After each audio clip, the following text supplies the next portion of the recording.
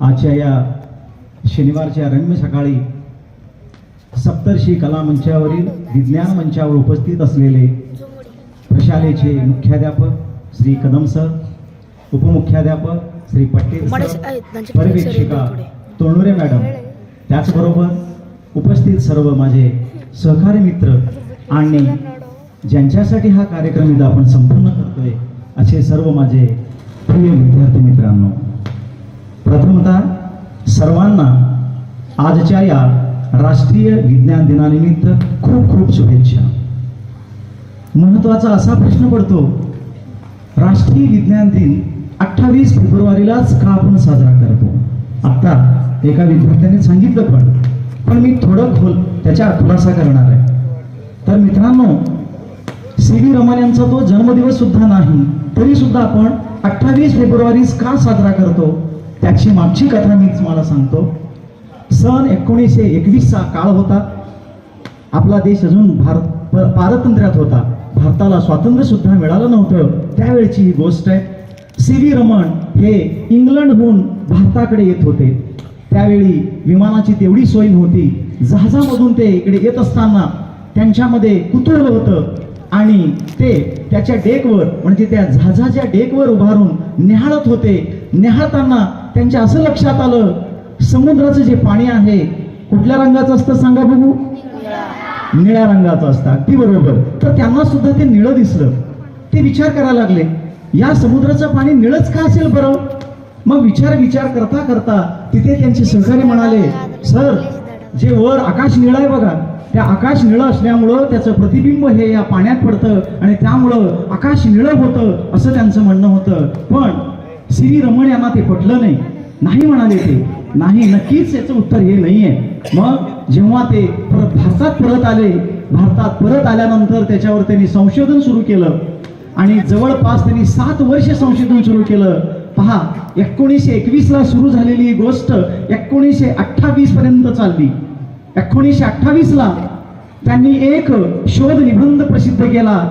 तो शोध निबंध नेचर या साप्ताहिकामध्ये प्रसिद्ध झाला आणि त्यामध्ये त्यांनी रमण इफेक्ट हे जगासमोर मांडलं. तो दिवस होता 28 फेब्रुवारी. म्हणजेच त्यांचा जो शोध निबंध आहे तो 28 फेब्रुवारी रोजी जगासमोर आला आणि 2 वर्षांनी म्हणजे 1930 रोजी त्यांना त्यातलं फिजिक्स मधलं आशिया खंडातलं, विचार करा, आशिया खंडामध्ये भौतिकशास्त्रामधलं पहिलं नोबेल पारितोषिक मिळालं ते सी.व्ही. रमण यांना. त्यांनी त्याच्यामध्ये रमण इफेक्ट अतिशय मोठा आहे. आपण त्यातलं फक्त आकाश निळं का आहे हे मी तुम्हाला थोडक्यात, आकाश निळं तर आहेच आहे, पण समुद्र सुद्धा निळं का आहे ते मी थोडक्यात सांगितलं. समुद्रामध्ये जे पाणी आहे त्या पाण्याला आपण अणु किंवा रेणू म्हणूया. जेव्हा सूर्यप्रकाशाची किरण त्या अणूमध्ये किंवा रेणूमध्ये जातात, त्या सूर्यप्रकाश हा एकाच रंगाचा दिसतोय, पण त्याचे 7 रंग होतात. कुठले 7 रंग माहित आहे का सगळ्यांना? विज्युआर असं म्हणतो आपण. त्यामध्ये 7 रंगामध्ये रेड लाल कलर आणि ब्ल्यू निळा कलर असे 2 कलर आहेत. प्रत्येकाची तरंग लांबी वेगळी असते. आता तरंग लांबी म्हणजे तुमच्या लक्षात येणार नाही कदाचित. तर तुम्ही लांब उडी उंच उडी मारता, लांब उडी उंच उडी प्रत्येकाची समान जाते का? नाही जात. कोणाची जास्त जाते, कोणाची कमी जाते. तसं या रंगाची सुद्धा तरंग लांबी आहे, म्हणजे उंच उडी आहे ती वेगवेगळी असते. त्यामध्ये लाल रंगाची जी उंच उडी आहे म्हणजे तरंग लांबी आहे ती जास्त आहे. ती जवळपास 700 नॅनोमीटर इतकी आहे. आणि निळ्या रंगाची जी तरंग लांबी आहे, उंच उडी आहे, ती किती आहे तर फक्त 400 नॅनोमीटर आहे. पण इथं अडचण अशी आहे, ज्याची लांब उडी कमी आहे म्हणजे उडी जास्त मारता येत नाही, तरंग लांबी कमी आहे, त्याच्यामध्ये ऊर्जा जास्त असते आणि वेग जास्त असतो. त्यामुळं निळा रंग जो आहे तो जेव्हा त्या पाण्यातील अणु आणि रेणूमध्ये प्रवेश करतो तेव्हा तो विखुरतो म्हणजे काय करतो? पसरतो.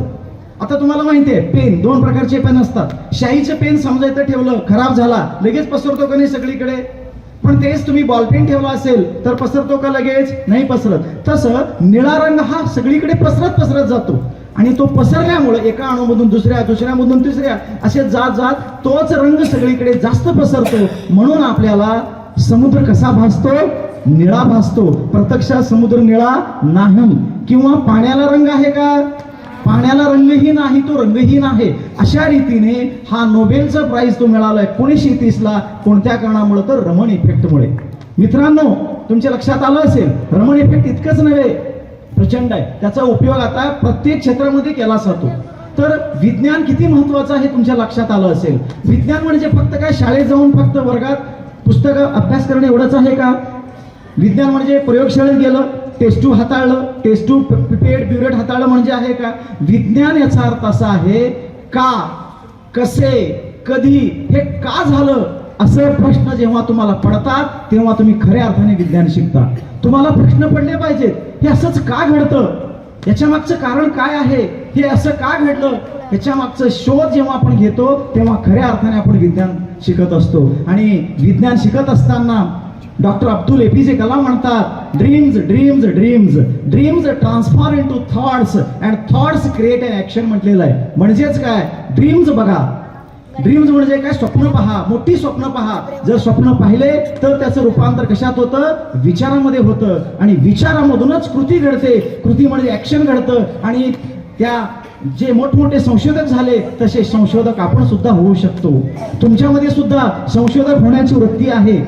पहा की आपणच पाहतो, आपल्या शाळेत सुद्धा कितीतरी विद्यार्थी वेगवेगळ्या क्षेत्रात चमकत आहेत. आपली जी शांभवी 10वी ब मधली शांभवी, तिनं एक उपकरण बनवलं, सेफ फ्लाय गॅजेट म्हणून. त्या उपकरणाची निवड तुम्हाला सगळ्यांनाच माहिती आहे. कुठं झालेली आहे?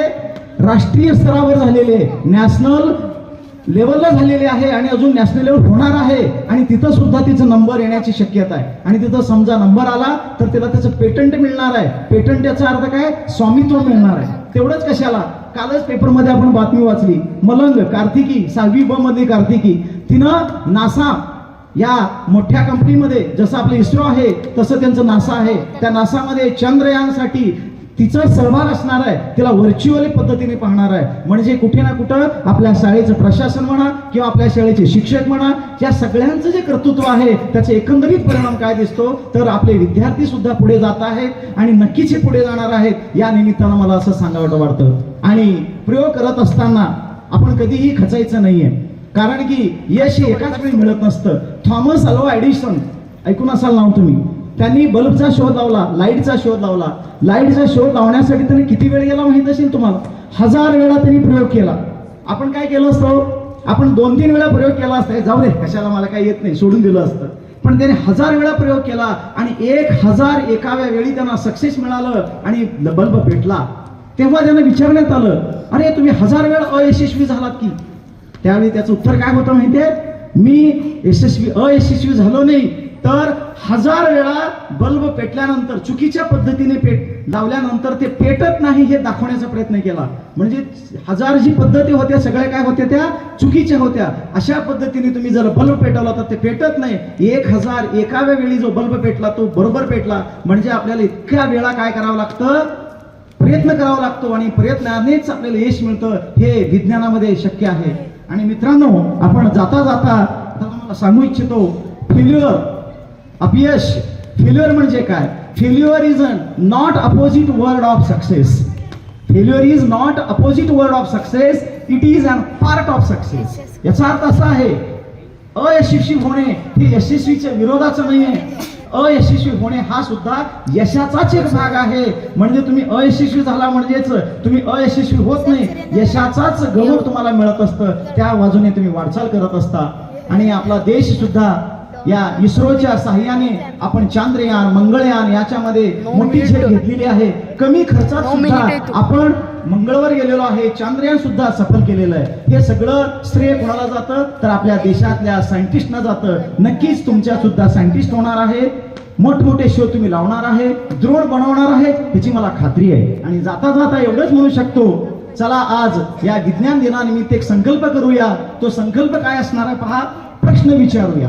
आपल्याला प्रश्न निर्माण झाले पाहिजे. नक्कीच तुम्ही शिक्षकांना प्रश्न विचारा. तुम्हाला विज्ञान शिकत असताना, कुठलेही विषय शिकत असताना तुमच्या मनात काही प्रश्न निर्माण झाले तर नक्कीच शिक्षकांना विचारा, प्रश्न विचारूया, प्रयोग करूया.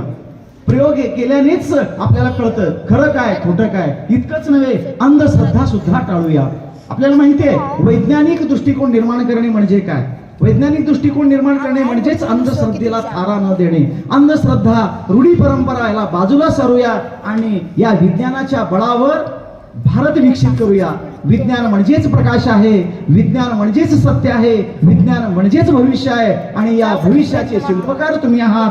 या भविष्याचे शिल्पकार तुम्ही आहात. मला इथं बोलण्याची संधी दिल्याबद्दल संयोजकांचे आभार मानतो आणि शेवटी जाता जाता इतकंच म्हणतो, जय जवान, जय किसान आणि जय विज्ञान. धन्यवाद.